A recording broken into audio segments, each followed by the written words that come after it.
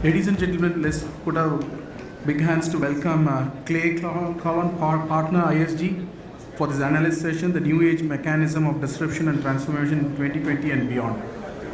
Clay, it's the hall is yours. So good afternoon. You know, here's where we thought we would be in 2020. In 1913, Gustav Bischoff, the former president of the American Meat Packers Association, forecasted that by the year 2000, all people would be vegetarian due to the scarcity and the price of meat in the world. In 1951, Popular Mechanics was almost certain that by the year 2000, everyone would have at least one helicopter in their garage at home. In 1997, Wired Magazine's Peter Schwartz and Peter Leiden picked the year 2020 as the time when humans would arrive on Mars. Elon Musk is almost going to get there in time. It may be a few years after 2020. And then in 2014, Michael O'Farrell, founder of the Mobile Institute, who's been an expert in the technology industry since 1985, but even the experts can make mistakes. In 2014, he released a book called 2020, or called The Shift in 2020, and O'Farrell predicted that by the year 2020 would be the dawn of the nano-mobility era. And in 1966, the Star Trek TV show predicted that we would all be able to be moved around by a Star Trek transporter room. I'm not sure about you, but after having spent 20 hours on a plane to get here, I think a transporter room would have been easier to walk off the stage and sit down here and have the discussion with you. So good afternoon. My name is Clay Calhoun. I'm a partner with ISG. I lead the America's Sourcing Solutions service line, which means anytime a client wants to engage with the market and engage with firms such as yours or other firms in the industry, they go through a competitive process that we call Sourcing Solutions. Over the last couple of days, I've had some amazing meetings with many of you here in the room. I am shocked, I'm amazed, I'm pleased at really how much in synergy all of us are on where we see the future going and what we have to accomplish in order to bring our industry and firms and solutions together. For many years, as consultants, as service providers, as members of the industry, we've dealt with this three-way paradox. We always said that you could have 2 out of the 3 between a bespoke solution, an adaptable solution, and a repeatable solution. But we never thought that we could achieve all 3. For one reason or the other, we always said we had to pick 2. But why aren't we there? Why haven't we been able to achieve those 3 to date? It's not that we couldn't. It's really that we didn't try. We always settled for 2 out of 3, for either being expeditious, being the most cost effective, or being what got us to the end and got us to the ability to start generating revenue back for our firms the soonest. There's been countless ERP implementations around the world. Bespoke implementations are repeatable, but they aren't really adaptable, and customer environments have forced change upon all of us.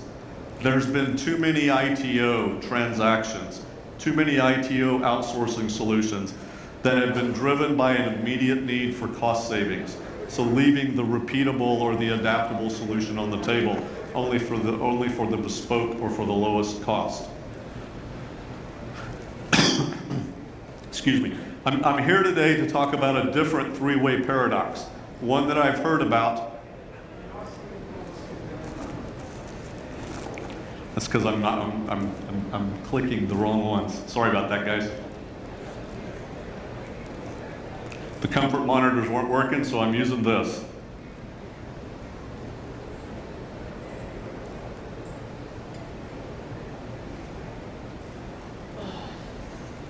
Thank you for that. So I'm here today to talk about another three-way paradox that we in the industry really haven't paid attention to. The three-way paradox of meeting the solutions that meets the objectives of the people, the process, and the technology that we've heard in so many other solutions throughout the day. What causes this disruption is that businesses can operate in any of the following ways. Everything must be tailored in today's environment, and it has to have a differentiator in the marketplace. To grow, it must be both scalable and repeatable. And to achieve long-term goals, it must be adaptable to change. Why is it that it fails? Customer solutions cannot adapt to an increasingly changing process. Repeatable and adaptable solutions are cookie cutter, and adaptable and custom solutions would not be able to be automated. With innovation and collaboration between service providers, third-party advisory firms, and clients, we can meet all three. Let's talk about the people side of the equation first. In today's gig economy, everyone wants flexibility. Clients and buyers of services want flexibility. Resources that are delivering services want flexibility. The resources of the gig economy don't want to be tied down. They want the ability to move between continents. They want the ability to move between clients, and they want the ability to move between engagements. This is the non-traditional employment that a number of people have talked about here on this stage over the last couple of days. And it's going to become the norm versus the exception. We see it in engagements and activities in which we are involved in every day.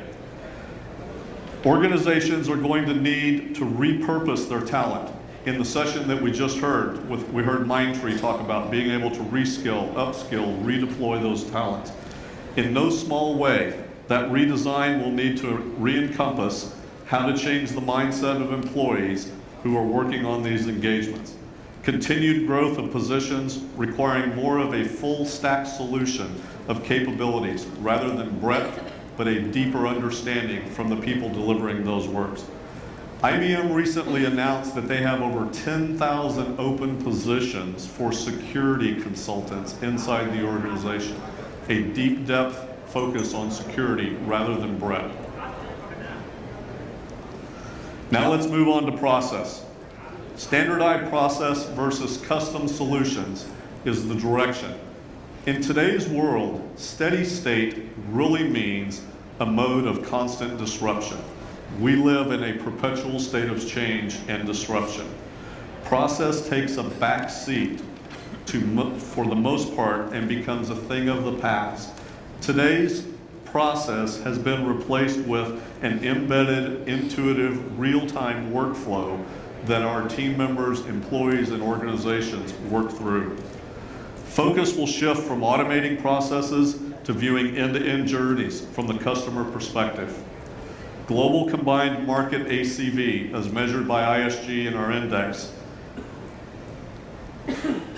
from an ACV standpoint on managed services, will only increase 3.2% in 2020. Contrast that with the as-a-service market that we expect to increase over 23.5% in 2020. Just in the fourth quarter of 2019, the as-a-service marketplace increased over 17% versus the previous quarters and the year over year.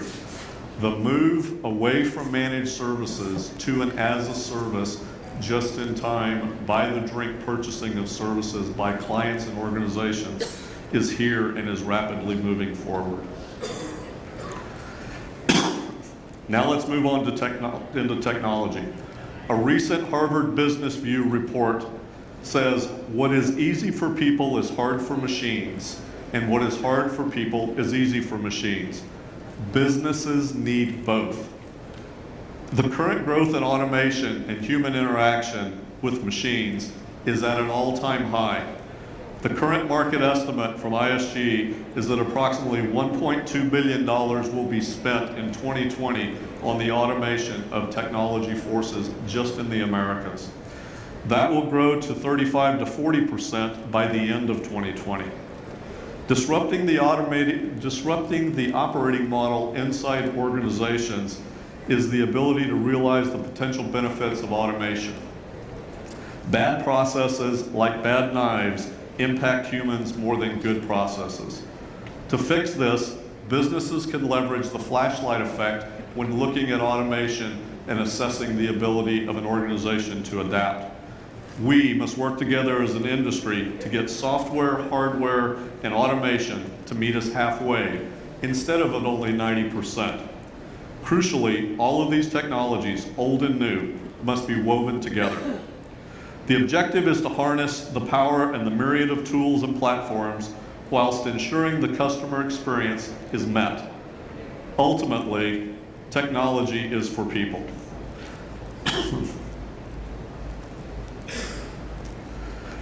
Let's move on to connectivity. From a technical perspective, Carlos Rodriguez, the CEO of ADP, recently announced, as the workforce continues to evolve, organizations are looking for ways to manage their entire workforce through a single user interface.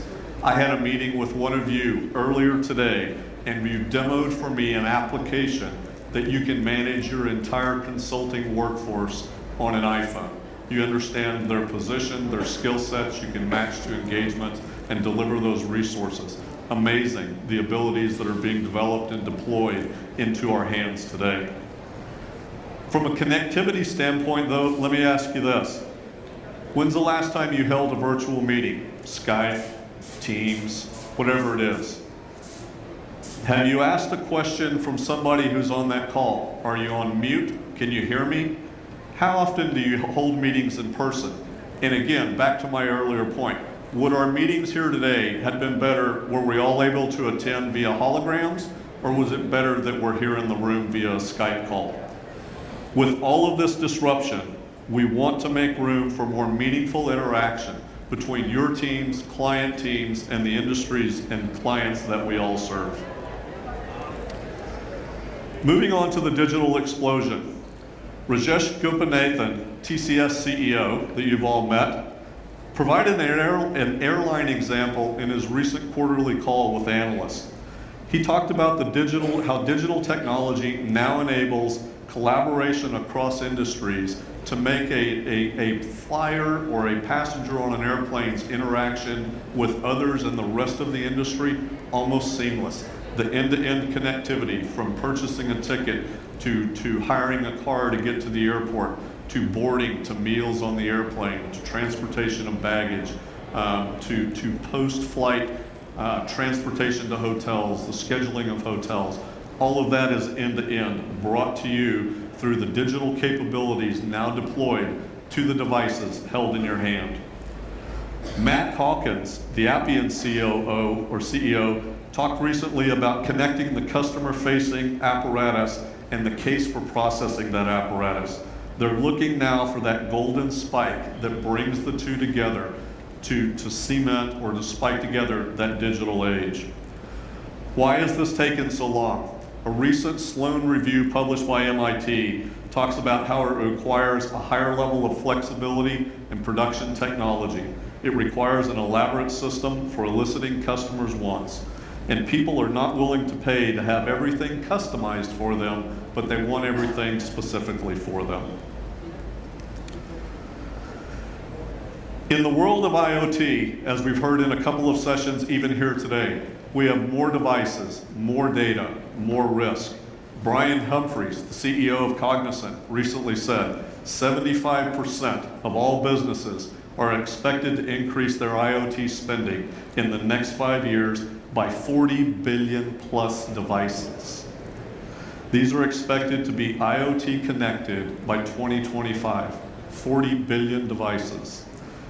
Jeff Story, the CenturyLink CEO, talks about how customers need a common capability to store data, analyze data, generate those results, and present them back to themselves and the organization as a value stream that they can map and that they can capitalize on.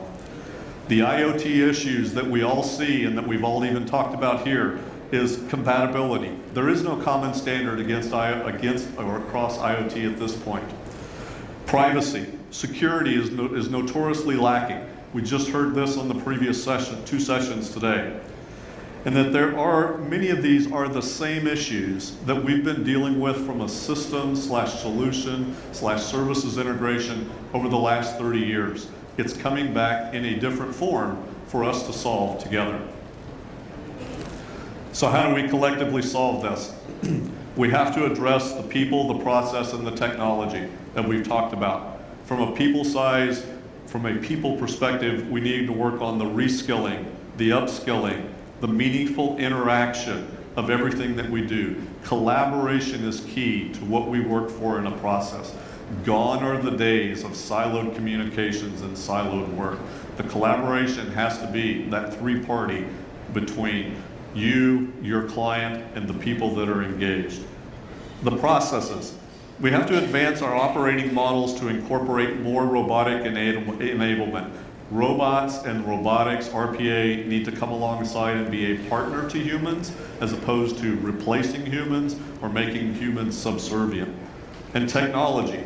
We have to be able to leverage that technology human/bot. Somebody in a meeting I had earlier today mentioned a Hubot, the combination between human and a robot. Industries, cross-industry collaboration is key. We have to be able to leverage what each of us have learned with our different clients and different activities across all of our bases. Geographies, better connectivity brings better knowledge to each of us. And the companies, B to B to B is where we're headed. Connectivity drives industry-specific innovations and solutions that we will all capitalize on. We are the ecosystem that we've been talking about. We have to drive the disruption in the market and capitalize upon that.